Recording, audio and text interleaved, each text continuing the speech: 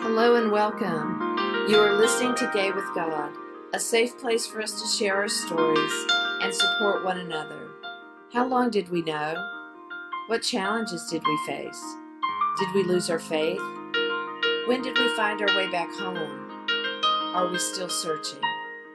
The stories you hear in this podcast will melt your heart and can strengthen your belief that in God, all things are possible, and you can be authentically gay with God. I am your host, Midge Noble, and I am very honored that you are here.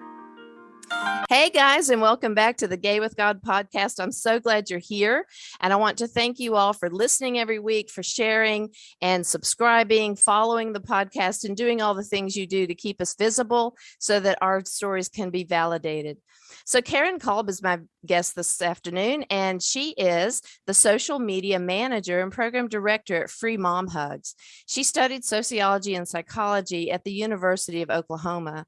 She participated in an after-viewing live event following the documentary Pray Away on Netflix in August. That is where I first virtually met Katrina and had seen her video from a parking lot urging people to watch this documentary, Pray Away, and learn how our churches treat and or support the LGBTQIA community. I was deeply moved by that video as she openly revealed that she left that parking lot that day to attempt suicide for the second time. That is when I knew I had to have Katrina on the Gay with God podcast because her story saves lives, and saving lives was my only purpose behind starting this podcast. So Katrina, welcome to the Gay with God podcast. It's so great to be here, Midge. Thank you for inviting me, and thank you for doing what you do. Well, thank you. You're welcome. And thank you. I'm so excited to have this podcast and to be able to talk with people about their stories and to share their stories, because I really believe that the more we become visible and we can tell people what we've been through, what hasn't worked, how, it's just been such a wounded past for so many of us. But then for people to see that even though we may feel wounded, we have not given in. And we have not stopped, fighting for our right to claim our faith, to be back in church if that's what we are called to do. And so every time a guest comes on to share their faith journey story, I'm just so honored that we can continue to tell our truth and get the visibility and the validity that we deserve. So, So Katrina, tell us your story. Well, I can jump right into the parking lot story. Okay. That I did that video because of the Pray Away film, which was the beginning of many in the next year or so documentaries that are going to be coming out, really exposing conversion therapy. Okay. And what that means in the church and in society. And, I work for Free Mom Hugs, and we've kind of come to a place of really trying to educate and help people understand that conversion therapy is more of an umbrella for a number of different things. It's not just one probably preconceived, legitimate, scary practice of trying to change someone's sexuality or gender identity, whether that's through prayer or supposed therapy or any kind of practice. There's many different levels to it. And I did pretty much all of them as a young adult trying to not be gay. And the video that you speak of, I went back to do a promo video for the Pray Away film and a panel that we were going to do. And the background of that is the building that I went to conversion therapy at here in Oklahoma City. And so that I chose that on purpose because, like you said, the last time I left that parking lot, it was a very devastating time for me because it had come apparent that all of the things that I had done were still not enough. Yeah. And all of that guilt and all of that shame and not being pleasing to God and being damaged and dysfunctional It all came crashing down after one particular therapy session in that building. Oh, And so I departed there and attempted suicide, which so many people in the church struggle with, yes. whether that's suicidal ideation or attempts, and, tragically, those that complete it. Mhm. So I know that's, for you want to save lives, and I hope my story can do that. And working for Free Mom Hugs does that. So hopefully together Yeah. we can get rid of this on a lighter end, ridiculous notion, but also deadly notion that Yes. people's sexuality or gender identity can be changed. Mhm. Because that's not how it is. And, and the extreme opposite of that we believe at Free Mom Hugs is that we celebrate the LGBTQ community, that it's more than affirming, it's more than welcoming, it's more than tolerating. Mhm. And that's where the church, I think, has fallen short, even in those welcoming spaces of, sometimes it's still kind of bad news when an adult goes to the pastor and says, my child just came out. And it's kind of like this heavy, oh no, okay, let's figure this out. Yeah. And, it needs to be celebrated, and it needs to be great news. And let's help Yes. you figure it out, right? Yes. Change that social norm. So that's kind of what we're all up to, I think, today. Yeah, I love the idea of you saying that we don't want to use the word tolerated, which was the gentle word that came out, years and years ago, and I welcomed it as a step forward. Don't kill me, Right. tolerate me. That okay, we'll start there, but it never felt quite right. But Right. that acceptance, that word acceptance, that no heterosexual couple ever has to be tolerated in our community. And I look forward to the day with the word acceptance, and it just doesn't have to be a thing. I think Right. we're far from that, but I do believe that we'll get there. It's just such a long path, and there's still so many people who can't be in that space of not being accepted yet, especially from the God of their understanding. And that's here on this podcast, I recognize that even though I use the word God, gay with God, there are people who can't tolerate that word. They can't tolerate that word and Right. or accept it back into their life, because for me it took this whole it's taken over 30 years for me to be able to use that word and not have a visceral a feeling of being condemned. And so that's why and I tell this a lot on this show, that is why I chose that gay with God, because it hit me one day over this last year when I finally was able to transition back to the pew. I say without puking. Right. I was shaking really hard, but I got to Yeah. the pew and I didn't puke. Yeah. But I was able to finally say the word God, and it took a while, but I've been able to say it and not have that same feeling. So that is a celebratory title for this podcast, because it shows that we all can take those hard journeys and we can all live through it, and we can actually get to a place where there's some peace, Right. even if it's not completely right. Definitely, and I can jump forward, in my life too, and just say that, I met Sarah Cunningham and got involved with her and with Free Mom Hugs, and really became very keenly aware that as much as I had come out, and thought I had gone through some healing, I realized how much internal homophobia I still really carried as I watched her hug so many people, and how healing it was just in those moments of what those hugs really meant. And, then being able to be a part of it going viral. She made a post about being a stand-in mom at weddings if your biological parents reject you and don't want to come. And I got to answer, at one point we had 50 emails an hour coming in, and they were all over the country, everyone saying, I want to do this too.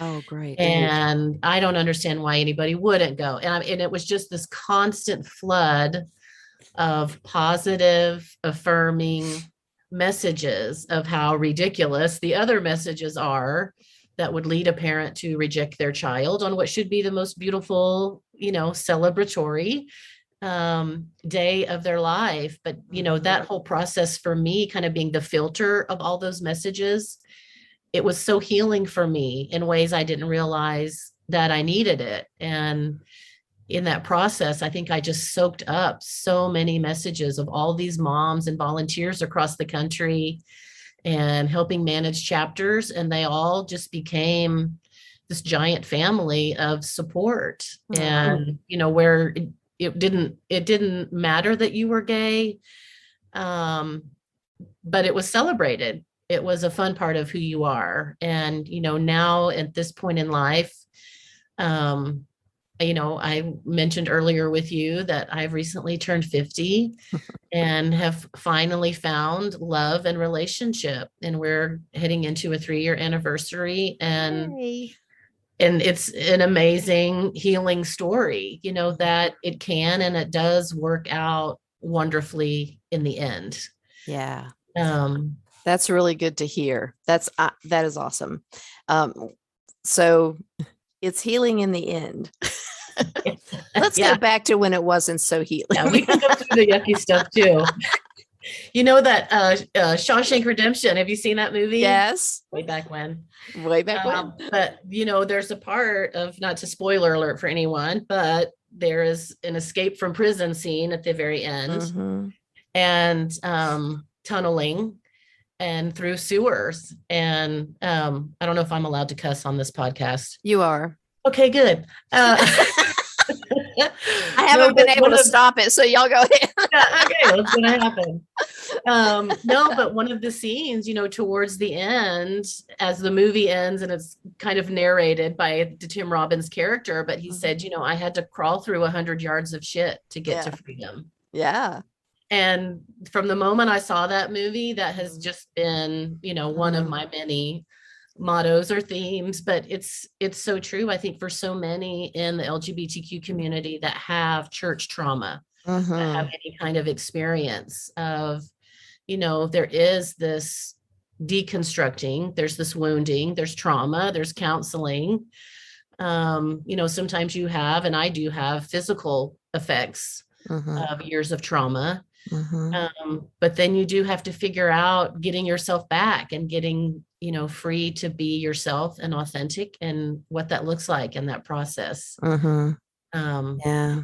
It can be pretty gross. It can. And it's very painful too, especially when we're born. It's not like we're born and as we grow up, our parents say, now you're going to be gay and we're going to practice being gay. Like we practice walking and talking. Nobody knows. It's like this hidden little gift that we all carry, and we don't know when we're going to open it and when it's safe to do so.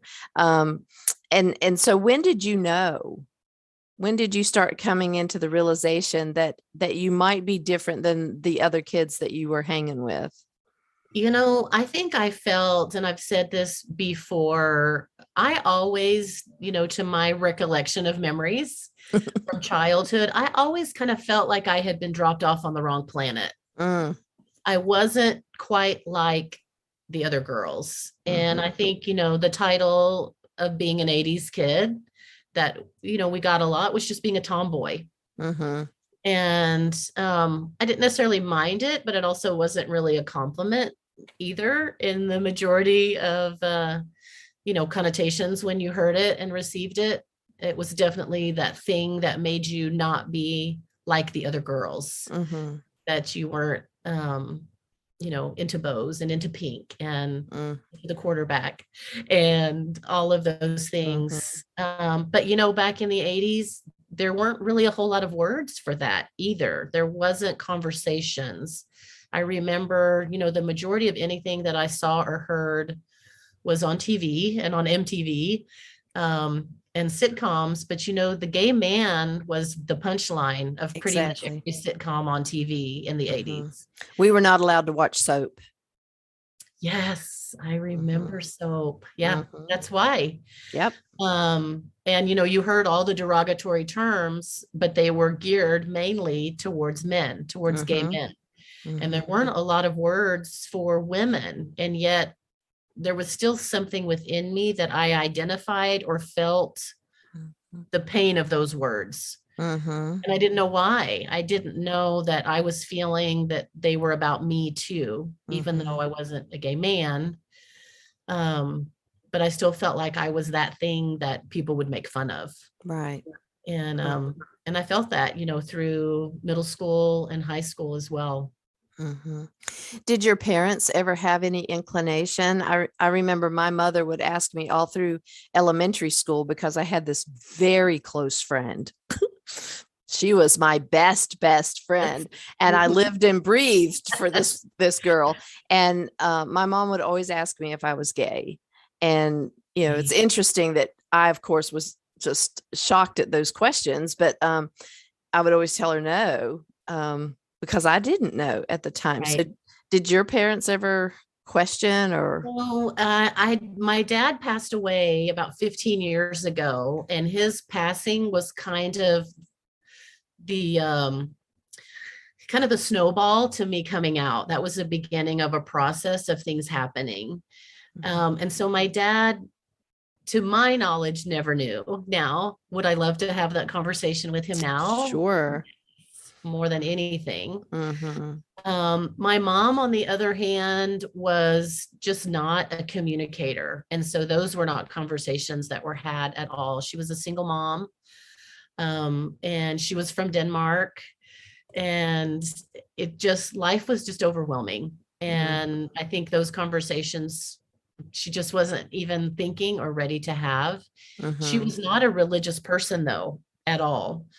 And so I think any of her hesitation might be more even her cultural upbringing. She was born in 1939, Denmark, occupied by Nazi Germany. And homosexuals were persecuted right along with the Jews. And so I think she had something in her that just didn't want that to be me. Right. But it didn't have anything to do with God. Right. And I didn't find God and have that connection to being gay was a sin until I went to college and I got connected to the Baptist Student Union here in Oklahoma. And that's where, the turmoil and the journey and the fight to try to be straight really dug in hard. Yeah. Yeah.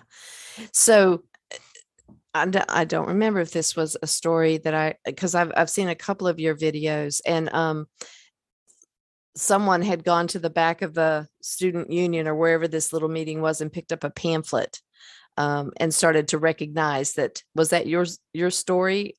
No, Okay, I think so that might have been, someone else on the panel. Yeah. Yeah. And that's how they found out that, oh, this is a sin, because before that, they just thought they were coming in as themselves. And it was like, ooh, this is not good. I just remember feeling, and I know there were, sexual purity conferences, purity culture was big. Right.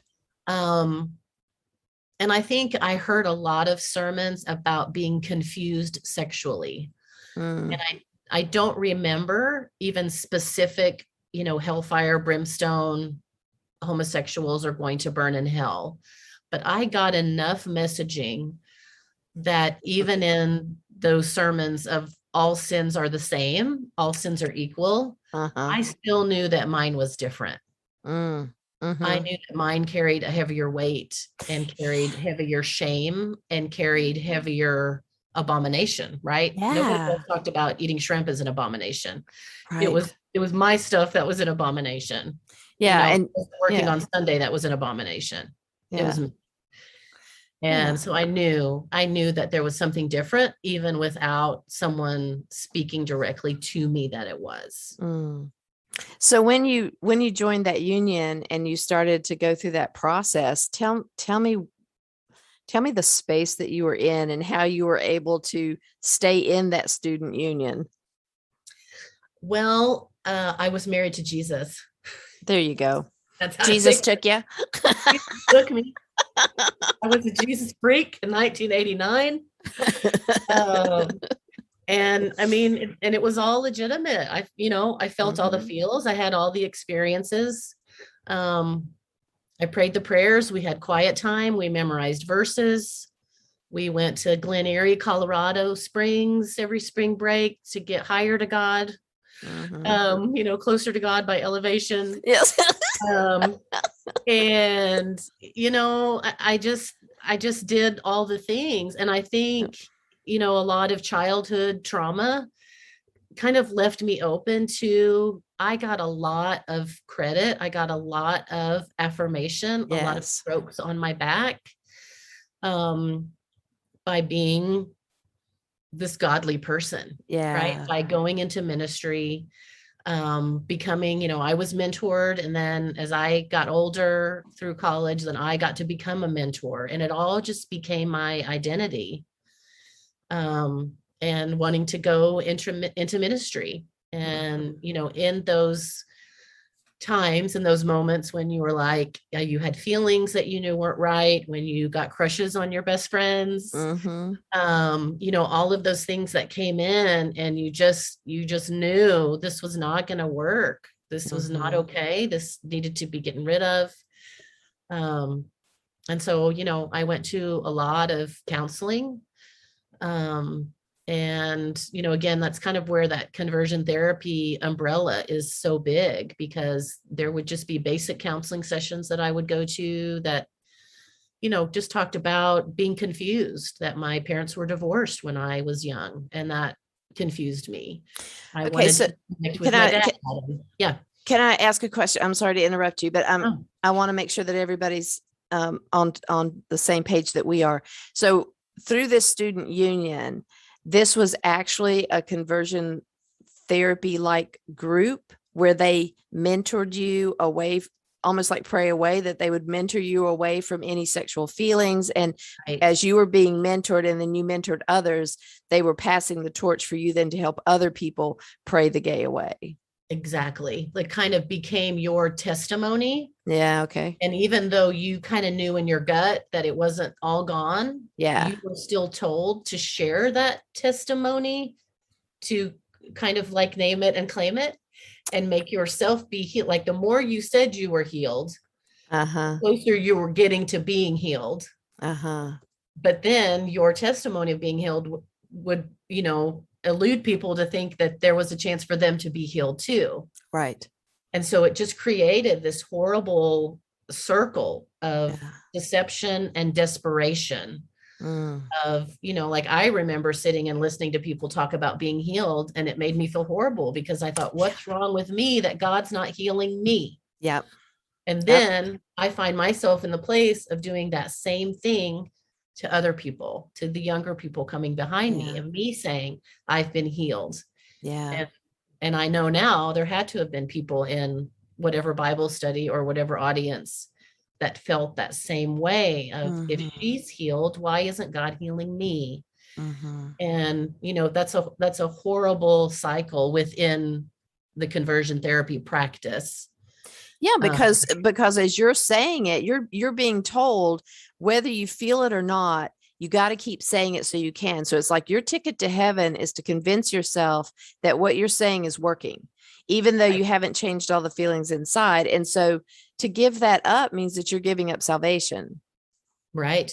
And so to cling to your own salvation, you have to keep up the lie within yourself, and it becomes your truth because you don't have any other option. Oh, exactly. Yeah. Oh, that is so wrong. And that's where the big picture of, legitimate brainwashing comes in. A lot of people don't want to hear that word, but that's really it. That's really what occurs. For me, I've watched the Scientology documentaries and all the other ones. And, we look at those and we think that is so horrible. How could anybody fall into that? How can they believe that? And it's like, listen, it's the same thing. Yes. That we want to believe it. We want to find family connection. We love, feeling like we have a place on the planet. We love feeling like we're good at ministry. And it just perpetuates this cycle, again, that deceives so many people. And in that's what leads to depression and self-harm and suicide. An addiction. and addiction, because it does not work. I wish that's the part that people would understand, because a lot of people will say, well, all those gay people just drink and drug and have sex and da da da da da. Well, the reason that happens, and I'm not saying that addiction can't happen without this, but the reason that happens predominantly in gay communities is because we are self-medicating. We are numbing ourselves from what you just went through. I mean, there had to have been something that allowed you to split. And that's what trauma does. It splits our brain so that we put the truth in the back and we only focus on the survival. Right. And that's what you had to do. Yeah. And it definitely is coping. You're absolutely right. You're coping with so many feelings and so many thoughts. And you just want this one thing gone.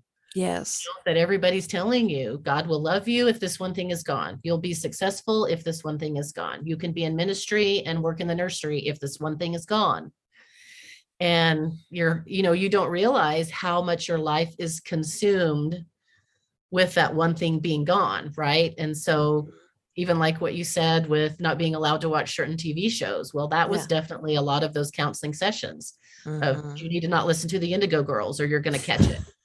You're going to catch it. Serious. Oh my God. I have a story too. One of the things I had to get rid of were my Stevie Nicks, Fleetwood Mac albums, because, she was a gypsy witch. And I had to throw them in the dumpster because that was something that opened the door, that phrase, opened the door to Satan or the spirit of homosexuality or spirit of perversion. You had to go through your life and see what things in your life were opening that door.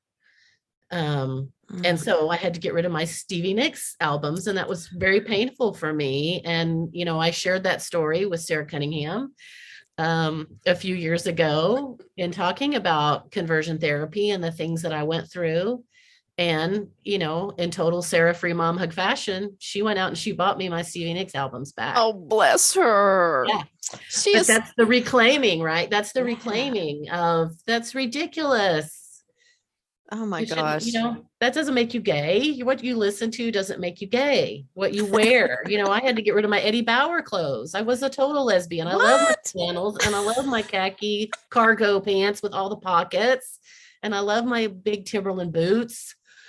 And I had a bi-level haircut. I mean, come on. Oh my gosh. I had to get rid of all of it because there's a verse that says, hate even the garments that have been stained by the flesh. Oh my Lord. And so I got rid of all those things thinking I am desperate. I will get rid of anything and everything that is why God is not healing me.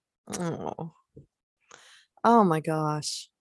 The insanity of all of that. Whoever created this cult, can I say the word cult? If I could say shit, you can say cult, Midge. Okay, all right. So the two of us agree. Isn't that enough? We're two or more.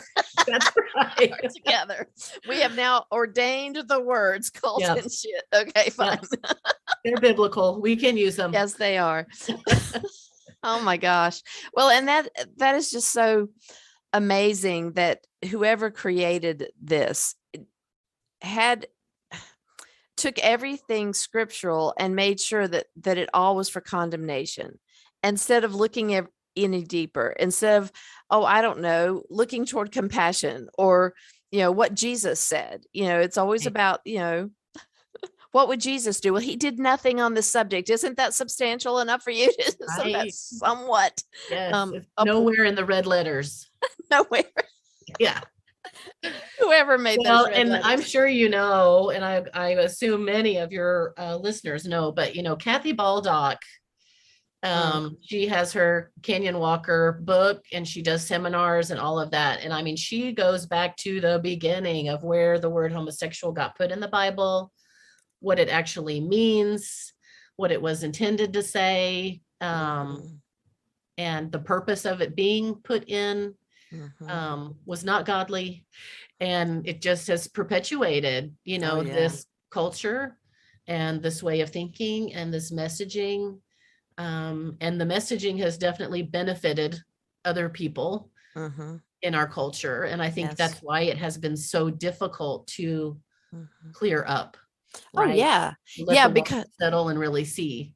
yeah, I mean, you get involved in a cult because your fear of going to hell made you want to change whatever it was they said you had to change. On the other side, the Christians who have been fed this lie and swallowed it for all the generations of time, they stand in the fear of, if I love the sin, I'm going to hell. So even if they like us as people, they can't ever agree or go along with accepting us, because then they're accepting the sin, and now the sin's back on them. So it's this horrible fear-based issue, and nobody can, well, a lot of people have, because we have a lot of gay Christians, and we also have a lot of Christians who also know that gay people are not going to hell for being gay. But the really deep religious people who have not had the chance to expand their awareness live in that fear, and they won't trade their acceptance for hell for themselves. And Right. that's the quandary, is how to get the church to understand that this is it's fear-based, and it's not real. They can't get past that. And I don't know how to help them get past that. And except for we just keep bombarding the stories. If you hear the same thing 7 times, it's supposed to click. So maybe we just have to have one person. We should put them in a different kind of conversion therapy where we're going to accept the gay, accept the gay, accept the Now you're onto something. I don't know. Let me think. It might be Yeah. the coffee talking. Is it too late to drink more coffee? No, that's good though. But I think that's it. And in that church culture, and I haven't been in church, and I know that can be this conversation or another one, but I haven't been in a while myself. But I do know that there's so much, and there was so much in the past of, you were taught that you trusted your pastor. Mhm. You trusted whatever person came in for the revival in the summer, right? Yes. Right. You trusted your Bible study leader, you trusted your Mhm. mentor, you trusted your parents, you trust your doctor. Like, there was this whole culture, your teachers, anybody in authority, you never had a right to question. Mhm. And that is no bigger, in my opinion, than in the church. Yes. There's a Mhm. message there that's like, if you Mhm. question God, or you question scriptures, or you dig, Mhm. you're somehow hurting God's feelings. Yeah. You're somehow offending God by saying, I'm going to check into these different versions. I'm going to look into the Hebrew. What does that really mean? And Right. we say that, and who put that in there? And all of that kind of stuff. We're taught not to touch it, Mhm. because the Bible is the word. It is inerrant. Yep. It is out of the mouth of God, and you don't question it. And you don't Yeah. go back to the history of where the Bible really came from. You just take it verbatim as it is. And if you question it, you're kind of a rebel rouser, right? You're a Yeah. troublemaker. Just like Jesus. You just toss The the more table. we question, the more like Jesus we are. We're Yeah. going to turn over that table. That's right. Yeah, Well, and you it's a rebel. new. Yeah. Yeah, that's absolutely right. And it's out of the mouth of God and inspired by God and translated for King James, who told them what to put in the Bible. Right. So people really think that the King James Bible was the inspired word of God verbatim. No.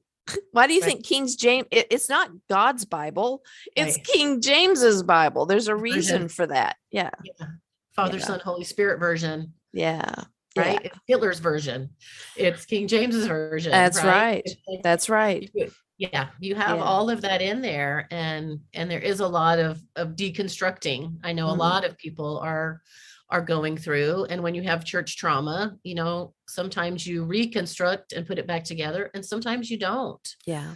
And Yeah. sometimes you find God and peace and comfort in something completely different. Mhm. And that can still fall under that umbrella of a creator and something bigger than ourselves. But Mhm.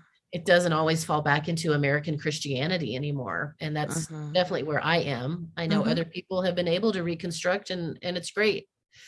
Well, I For think me, it's too hard. I think that, and I said this in a with a previous guest, that I think sometimes there's a big wide curve. So when we're shamed and we're beaten up as much as we are and wounded from the church, and you leave those doors, that has to stay in the background while you then take this big journey of healing. You have to claim that spiritual part of you that never left. It has always been there and deserved to be there. So when we branch out into, looking at Buddhism, or if we look at meditation or chakras or all of the energy work, we're tapping into, I think, the primitive, real connection to spirit. The Native Americans, I think, have it so deeply ingrained in them with, Father, Son, Mother Earth. They know the land, and they know the connection to the Creator. Right. And I think and I used Creator of all that is for my journey. And got called out on it on Facebook one time by my mother to see if I was really, still a Christian, because I wasn't using the word God. Yeah.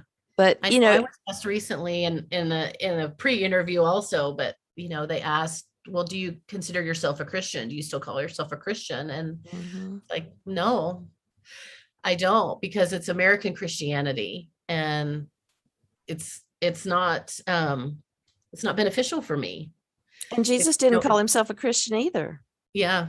Yeah. But for me, I see God in more places than I ever have. Good. Since, coming out of it and going through all of that muck, and, finding peace and finding support and love and all of those things. It's like, I see divine timing, and I see synchronicity, and I see all these amazing things. And I know it's something bigger and greater, and I have no doubt about it, but it doesn't fall under all of the words that are in the King James Version. Yeah. Well, thankfully, that's true. That means you're on the right track. On track. I'm on a track.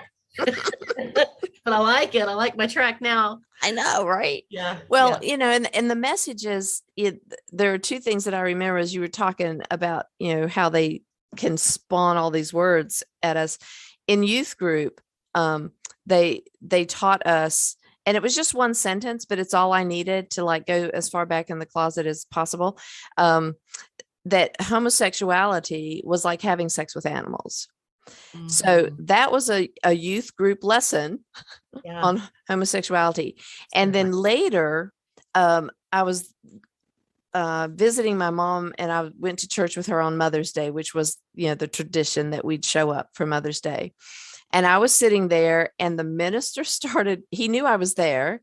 And I don't know if he knew I was gay or not, but he knew I was there. And he started this Mother's Day message. And it came down to the message of, and if you are a godly woman, you will raise your children in the church to love God, to da-da-da, and there'll be this, this, and this. And if you are not a godly woman, you could raise a homosexual child. Wow. And I started to get up, and my mom touched my thigh and leaned over and said, I know you'll never come back to another Mother's Day service, but please do not embarrass me on this one, and get up. And I sat back, and I thought my head was going to explode. Yeah. It's painful. I couldn't believe it. So, what you, and see, I think that for me, I didn't go through conversion therapy. I didn't have, all of those people telling me that stuff, but I had enough people telling me about the abomination and you're going to hell. And I had enough messages to know that I could never be that. And and I didn't even have an inkling that I was, but that's why I think it took so long to come out, because coming out meant that I would have to admit to myself that I was one of those people that was going to go to hell. And I fought it with everything I had. And then when I finally came out, I was convinced that I would, and I told the therapist that I wound up going to that I was going to find out if I was gay because I was in love apparently with the person I was living with, and that was wrong. And but and that we've tried to pray the gay away, Katrina, and it didn't work. She wouldn't change, and I of course still didn't think that I was supposed to. So I told her, I said, I'm coming to find out if I'm gay, and if I find out that I am really gay, then I'm going to be suicidal, because if I'm going to hell, I'm a fast track kind of girl. I'm not going to wait. I'm just going to go. And she looked at me and she said, okay. And I said, so you can't commit me because I'm not suicidal. Yeah. I'm just saying that if we find out that I am gay, I'll be suicidal then, but I'm not suicidal now. She goes, damn, I hate working with counselors because y'all know exactly what to say. Uh-huh. Yeah. Yep. So yeah, I know it's crazy. And I think that people, on a spiritual level, I think that is why it does lead to so many suicides, because, I may never enter a church again, but I do know that I'm connected somewhere to something that wanted me here. Yes. And when you go to church and you consistently hear messages, whether overt or covert, that creator doesn't like what they created. Yeah. Or that you have to change the sickness. And, for me, this is where my greatest pain came. I was full of faith. I was the faith girl. I believed Noah's Ark. I believed the parting of the Red Sea. I believed in a God that was that big and that powerful, that created nebulas and galaxies and all the things. And for whatever reason, dropped me here. And so to me, it became a no-brainer of, okay, so if I have the sickness because of childhood, or because I have a domineering mom, or because I have a distant dad, or because I wore football socks and my soccer cleats all day long, whatever the reason was, God is big enough to fix it. This is the God I believe in, right? So then what does your soul do with God's not fixing it? I am so broken. Even the God of the universe cannot fix it. Oh my Or God. why would God love me and make me be something that he doesn't want to fix? So all of those things are going on inside your soul as you're desperate. Like I can't, emphasize the desperation of a gay or transgender person in those moments of trying not to be you. Yeah. Because of these things, because of these messages of it's just too hard. Oh You yeah. don't want to be this, but you're not getting fixed either. So now what do you do? And that's where that ideation will come in. And that's what we have to protect our kids from. Yes. And we say all the time, we can ban conversion therapy all we want. And yes, it's important. And we must do it because it gives a big message, that you cannot be fixed. Right. And this is not scientific. It's not medically proven. There are no success stories, even if people tell you there are. But, it's just so painful for people to carry the weight of not being fixed, of not being changed, when someone tells you you can be changed and you must be changed.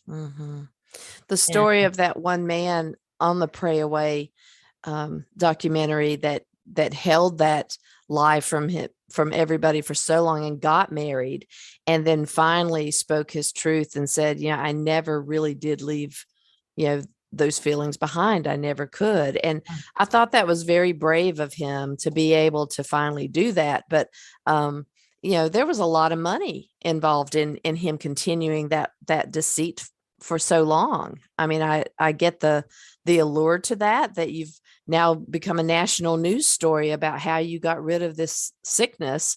And when do you then give that up? I mean, that was a tragic story. As all of the stories are tragic, that everybody that's had to go through that and even by choice, because you really wanted to do the right thing and you just didn't know that that wasn't the right thing, for you, that you really, the right thing was to love yourself because you're beloved and God never left you and God always wanted you to be there, and that the prayer wasn't necessary. God did not choose to fix people. God's like saying, I don't have to fix you. Right. Yeah. You're not sick. There's nothing to heal. Nothing to fix, nothing to heal. Right. So I noticed that in a minute, because I don't want to forget, I noticed the picture that I get to post on the show page has a wonderful tattoo that you displayed that says hope. Before we get there, let me ask you this question, and then anything else you need to. Well, let me ask this first. Do you have any other things that you want to share before we get to the tattoo story? And my final question, is there anything else that you came prepared to tell us that is important and you would like us to know about your journey?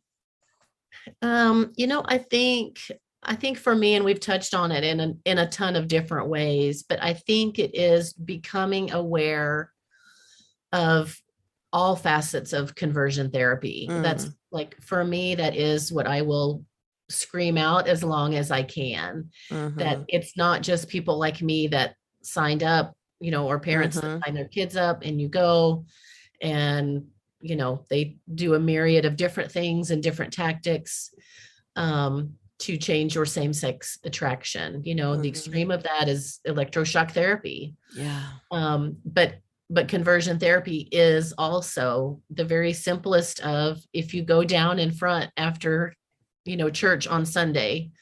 And this is what I did as well for those heavy hitters, Holy Spirit, speaking in tongue, powerful women, whoever, because you had an impure thought, or because you sinned over the weekend or whatever.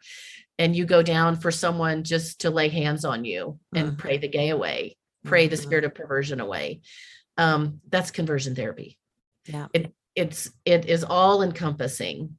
And people need to know that, and they need to find out where their church stands in that of, if my child comes out to me as gay or transgender, and I go to my pastor and I say, this has occurred, what is your pastor going to tell you?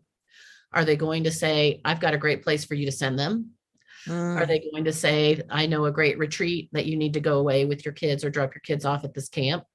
Are they going to say, this is a great bondage breaker book? There's a whole myriad of things. That's kind of that litmus test of, these are all of the things that a non-affirming pastor might tell you.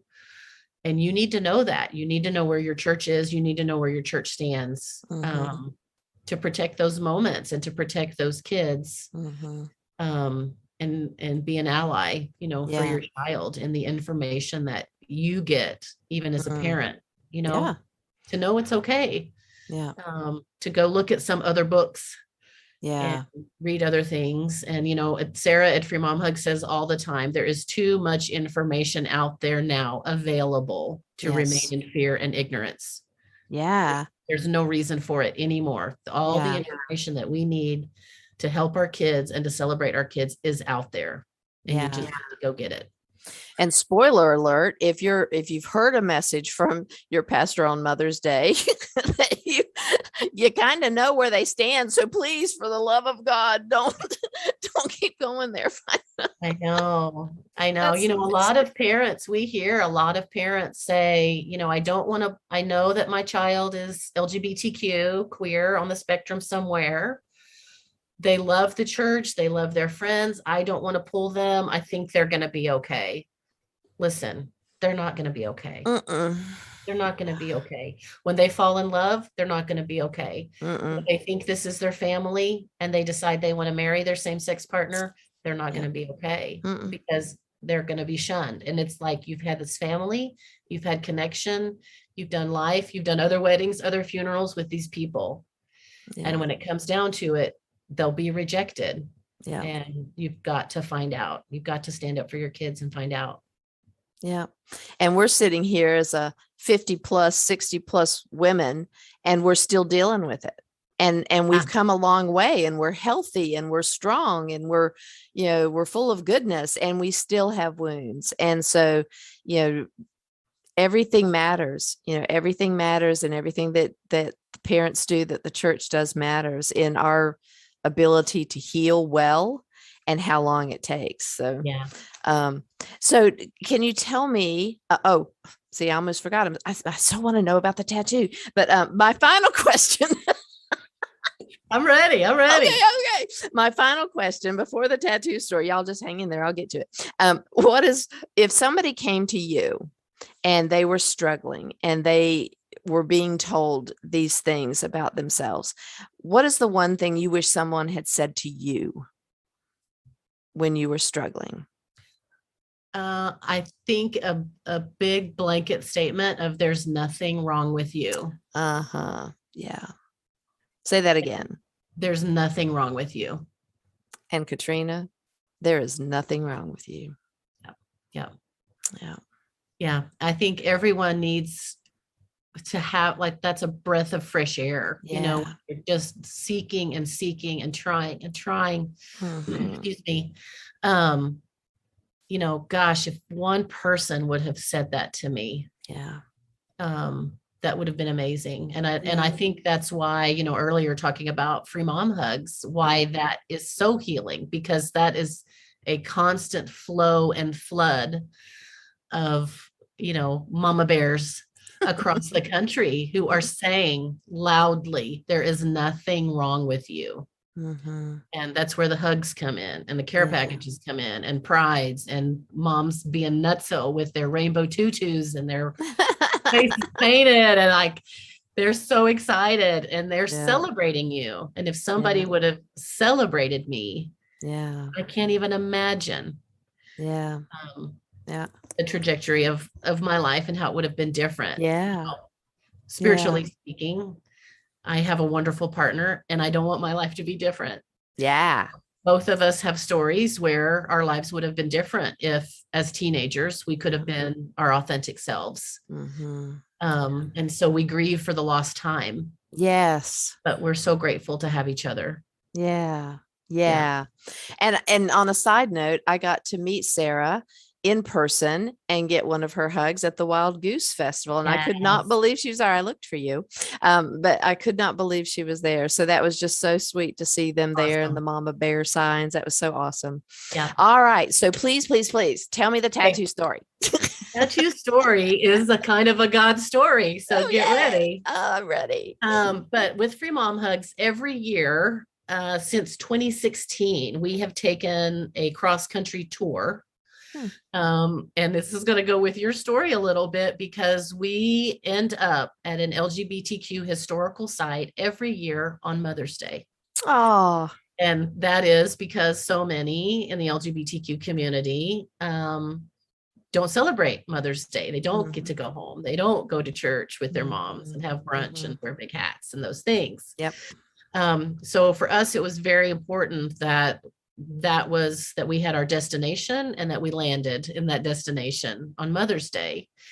And so the year that I went with Sarah was 2019, and we went to San Francisco, to the Castro, and we called it the Tour of Hope, because we were celebrating Harvey Milk.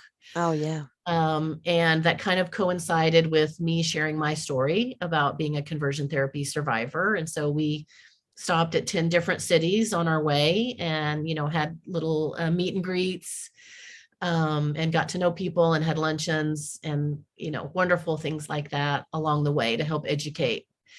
And so we landed in San Francisco in the Castro, and all along the trip, Sarah and I would joke about getting a tattoo. Like, we get a tattoo. Like, we're tough. We're kind of scared. But so we're in San Francisco, and Sarah's adorable, looking at all of the trolleys, everything that's just San Francisco. Taking pictures. And we both turn around at the same time and see this little sandwich bar and sandwich board. And it says Castro Tattoo. And it's a hole in the wall, like, kind of stared, like you think you're in a movie, right? And we looked at each other, and it was like, let's just go look. Like, we're not going to commit. Let's just go look. Right. So we walk in and we get into the waiting area, and there are two women sitting on a couch, and they kind of look at us and their eyes got really big. And they said, "Oh my gosh, are you really them?" And we, on the tour, we wear Free Mom Hugs clothing all the Okay. time with our big Okay. logo on the front. That's we call it our billboard. And that, if you don't say a word, people know you're safe. Mm-hmm. But we also use those for our events and prides and all that kind of stuff. So they saw our hoodies and said, "Are you really the Free Mom Hug people?" And we said, "Yes." And they looked at Sarah and they said, "Are you really the Free Mom Hug mom?" And she said, "Yes, I am." And they said, "You don't know what you have meant to us. We follow you on Instagram." And then they began to share that they are a lesbian couple, married, and have been foster parents to a number of kiddos. And one of those kids was a young man who was transgender. And they ended up adopting him. His name is Ethan.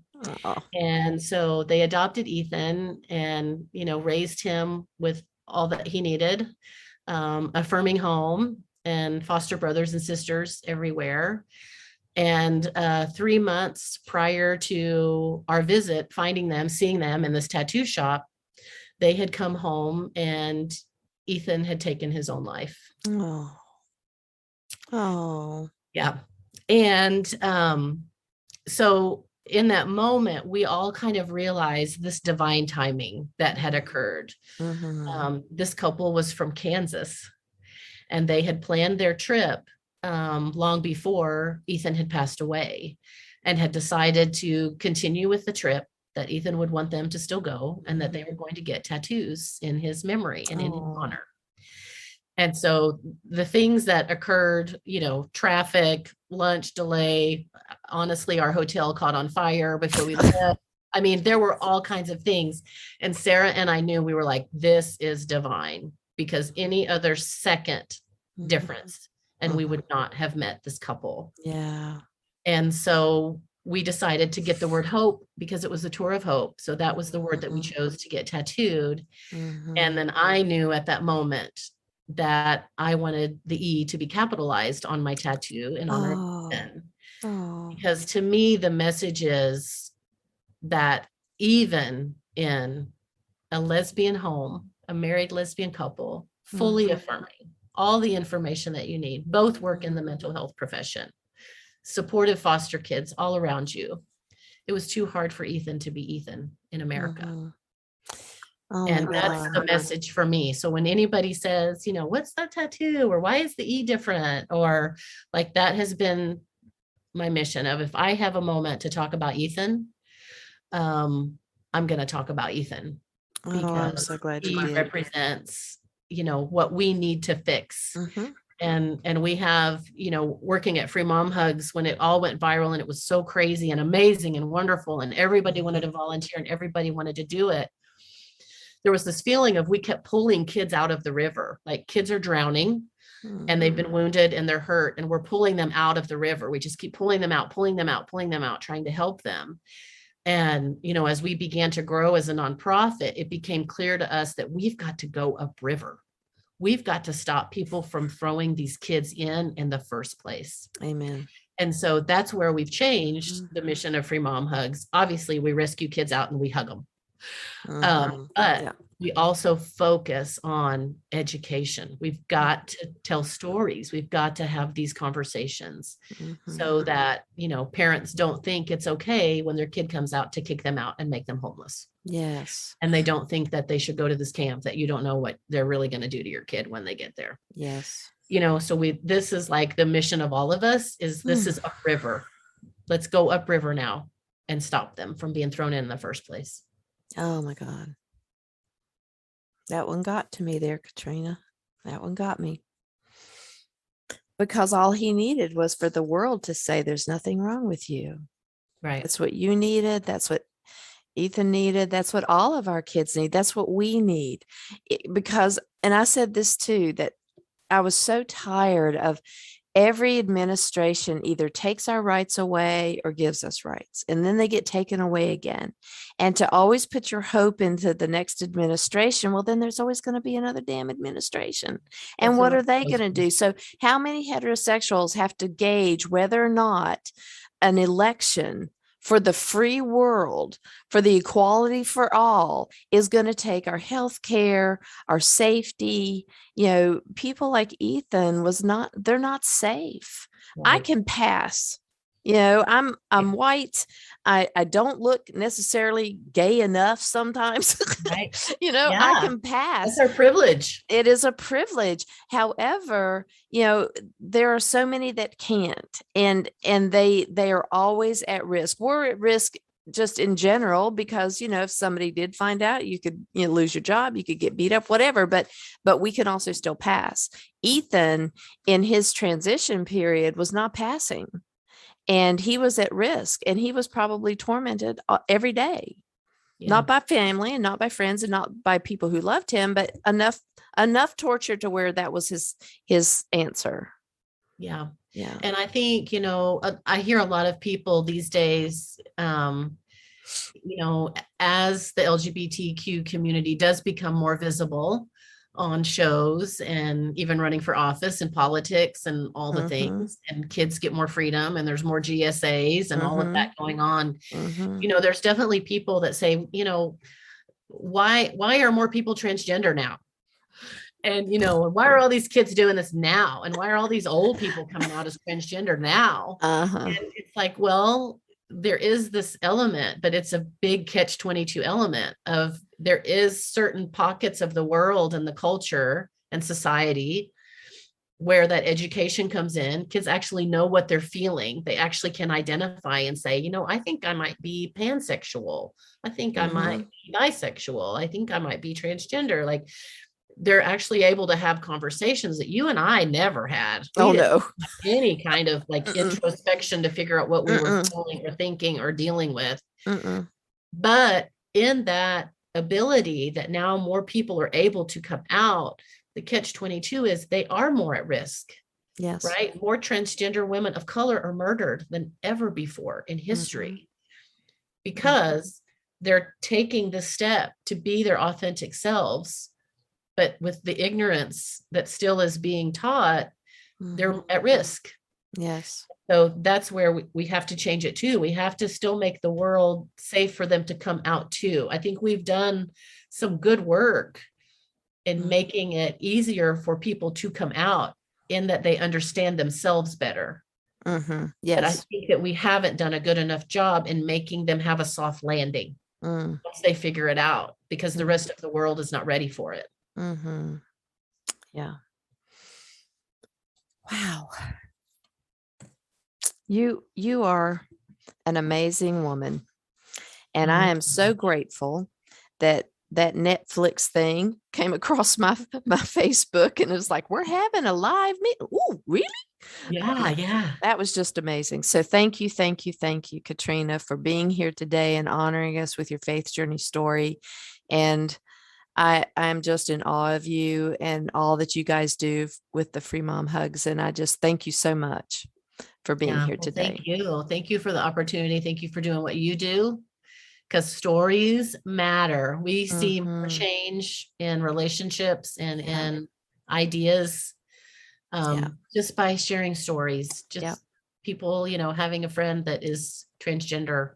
Then you get it, right? Then you understand, and that's it. We just need to help everybody understand. Yeah.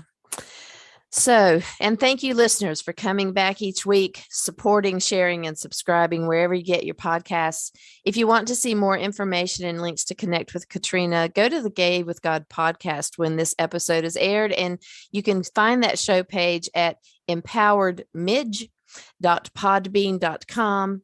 If you are questioning whether you can be gay and be in relationship with God, if you are authentically gay, God has always been within you. Even when you didn't know it, you have always been gay with the God of your understanding. Thank you, everybody. See you next week, and stay tuned to hear how you can join the Gay with God community. And if you are on Facebook, you can always look up the Facebook group that I'm running called Gay with God.